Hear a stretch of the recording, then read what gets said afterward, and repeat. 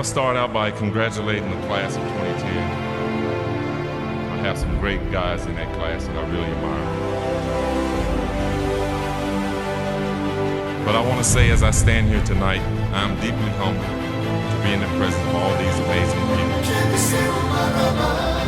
Because I didn't get where I am standing here today without the help of many people. I want to thank my mom and my dad for everything that they've done. Growing up with 11 siblings was a challenge, but we made it work. It's been a long time since the days that I walked on at the University of Central Arkansas, and I want to thank you for that.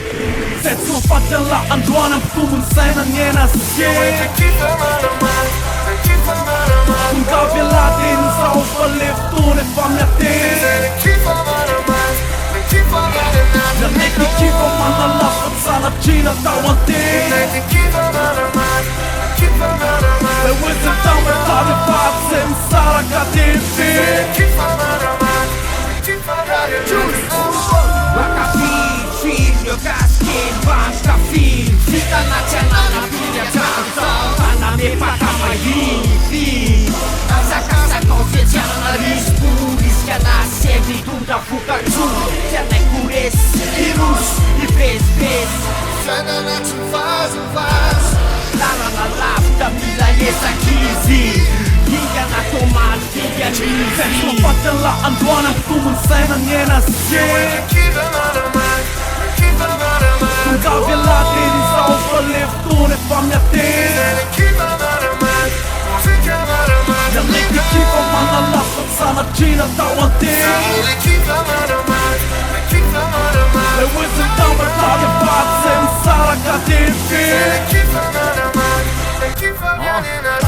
Tapos ang yakit tispil Anak niya sa kalayat niya Sa'yo na sa negbis Nanisirada sumait sumkat na mag-jumpin Ila ilanang sa kanalasin natin Ila ang tubo na kumfit Just mura talay ko din Yakan sana mo madirin Hindi ba na doa para bisan Di panana na fatan Terus nga sa musika sa mantan Diskus pechay ka na bitan Tapos sumayang na tumanin Pak na rin na fiafin Kaya na fama po mantina Isubat yung fanamin Sa mitlatong siya si Farani Falando na to Ang sasarani Kaya sa siya na Iyanin werani Kahandawa to Simisifir Natiman, ada natin nakakachila Matututin ko bagambaban Pumapsewan ng termanya Tipapa Ususena ba mutant bone Sa pagkatinsan Papasets na mafiamton Banyatin Ay naputin fakapanan Fet momentul tena Kwet sa matapita